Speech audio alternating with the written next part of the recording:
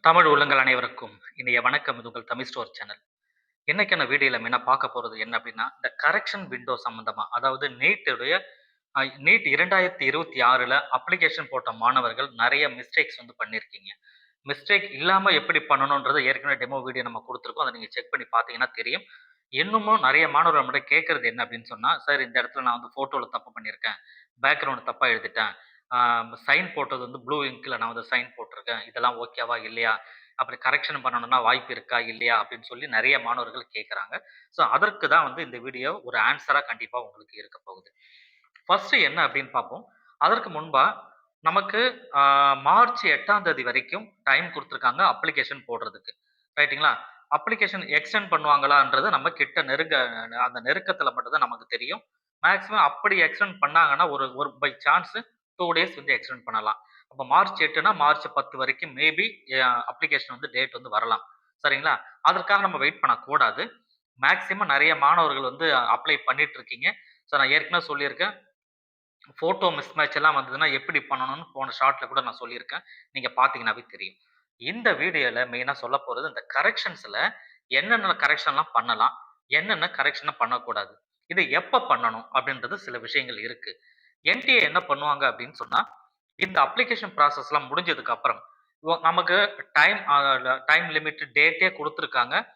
March 10ஆம் தேதியிலிருந்து March 12ஆம் தேதி வரைக்கும் கரெக்ஷன் விண்டோ அப்படின்றது வரும்னு சொல்லியிருக்காங்க. இந்த கரெக்ஷன் விண்டோ அப்படின்னா என்ன அப்படின்னா, நீங்க நீட் எக்ஸாம்க்கு அப்ளை பண்ணிட்டீங்க. அப்ளை பண்ணதுல எங்கெங்கெல்லாம் தப்பு பண்ணியிருக்கீங்களோ, அந்த தப்ப சரி பண்றதுக்கு உண்டான ஒரு லாஸ்ட் சான்ஸ் நமக்கு குடுப்பாங்க. 1 வருஷம்லாம் வந்துன்னா கரெக்ஷன் விண்டோவ மறுபடியும் செகண்ட் டைம் ஒரு கரெக்ஷன் விண்டோலாம் குடுத்தாங்க. பட் அதெல்லாம் நம்ம எக்ஸ்பெக்ட் பண்ணவே முடியாது. ஃபர்ஸ்ட் டைமே ரைட்டா நீங்க பண்ணணும். இதுதான் என்னுடைய சஜஷன், என்னுடைய ரெக்வெஸ்டும் கூட. பட் நம்மள மீறி சில தவறுகள் நடக்குது அப்படின்னு சொன்னா, இந்த தவற சரி பண்ணுவதற்கு டைரக்ட்டா அப்ளிகேஷன் ரிஜெக்ட் அப்படின்னு போட்டா நம்ம லைஃபே போயிடும் நெறைய பேருக்கு. கரெக்ட்டுங்களா? ஏன்னா பெரிய கனவுல இருப்போம் நம்ம நீட்லாம் பயங்கர பிரிப்பரேஷன்ல இருப்போம். அப்ப இங்க அப்ளிகேஷன் ரிஜெக்ட்னா நமக்கு ரொம்ப கஷ்டமாயிடும். அந்த மாரி பண்ண மாட்டாங்க. அதுக்கு தான் இந்த கரெக்ஷன் விண்டோன்னு ஒரு ஆப்ஷன் நமக்கு குடுக்குறது.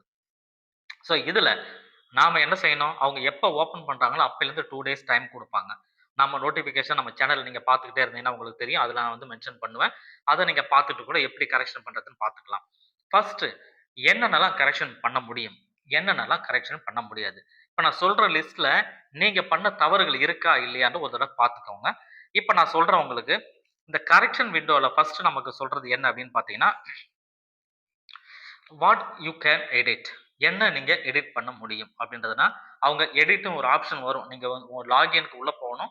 லாகின் உள்ள போனீங்கன்னா, அப்ளிகேஷன் எடிட் அப்படின்னு இருக்கும். அந்த எடிட் குடுத்தீங்க அப்படின்னு சொன்னா, என்னென்னலாம் எடிட் பண்ண முடியுதோ, அதெல்லாம் நீங்க எடிட் பண்ணிக்கலாம். எடிட் பண்ண முடியாதது எடிட் பண்ணக்கூடாது. சரிங்களா? எடிட் பண்ணவும் முடியாது.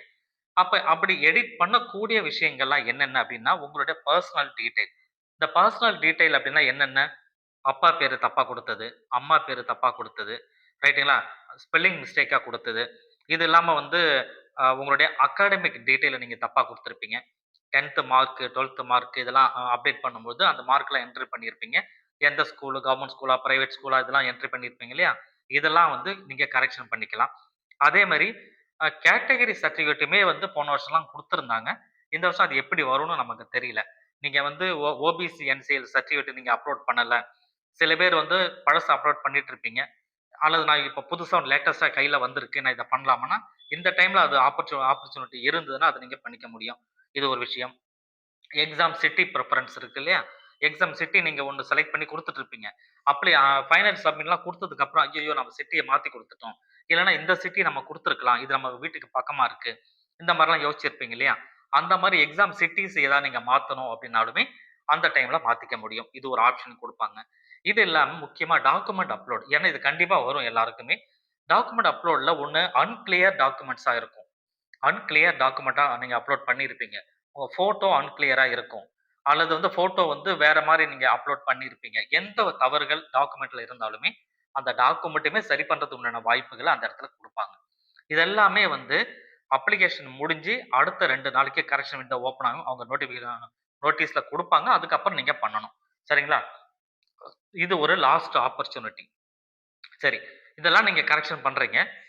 கரெக்ஷன் விண்டோ வந்ததுன்னா, கரெக்ஷன் பண்ணி முடிச்சதுக்கு அப்புறம் நீங்க சம் அமௌண்ட் பே பண்ற மாரி இருக்கும். அதையும் நீங்க பார்த்துக்கணும்.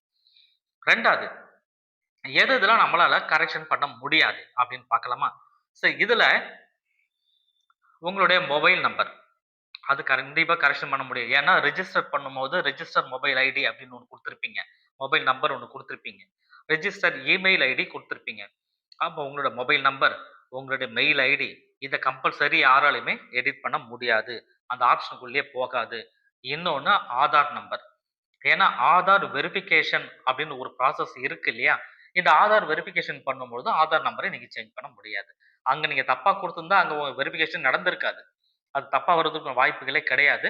மீறி சொல்றேன் நானு. சப்போஸ் நான் வேற எங்கேயாவது நீங்க என்டர் பண்ண வேண்டிய சூழ்நிலை இருந்தது, என்டர் பண்ணது தப்பா பண்ணிட்டீங்கன்னா, ஆதாரையுமே கரெக்ஷன் பண்ண முடியாது. சரிங்களா? அது ஒண்ணு கான்ஸ்டன்ட்டா இருக்கிற விஷயம். இந்த இந்த விஷயங்கள்லாம் எடிட் பண்ணிட்டீங்க அப்டின்னா, லாஸ்ட்டா வந்து சம் அமௌண்ட் ஒரு 200, 250 ஏதோ ஒரு அமௌண்ட் இருக்கும். அத நீங்க கட்டி அ ப ப்ராசஸ பண்ண வேண்டியது இருக்கும். அந்த கரெக்ஷன் விண்டோவுக்கு. ஏன்னா, அதனால தான் சொன்னாங்க. ஃபர்ஸ்ட் டைமே நீங்க ரைட் அப் பண்ணிடணும். அப்ளிகேஷன் பண்றீங்களா? அப்பவே கரெக்ட்டா பார்த்து ஸ்பெல்லிங் பார்த்து கரெக்ட்டா பண்ணணும். இன்னமும் மாணவர்கள் வந்து அப்பா அப்பா பேருக்கு தன்னுடைய பேருக்கு பதிலா அப்பா பேர போட்டுட்டேன். என் பேருக்கு பதிலா அப்பா இனிஷியல போட்டேன். இனிஷியல் ஃப்ரண்ட்ல இருக்கு, பேக்ல இருக்கு. இந்த மாரி இஷ்யூலாம் நெறைய சொல்றாங்க இல்லையா? அதெல்லாம் நீங்க பார்த்து ஃபர்ஸ்ட் டைமே பண்ணணும். இன்னமும் நெறைய டைம் இருக்கு. அதுக்கு தான் நாம என்ன சொன்னோம், அவசரப்பட்டு அப்ளிகேஷன் ஃபில் பண்ணாதீங்க அப்படின்னு சொன்னது.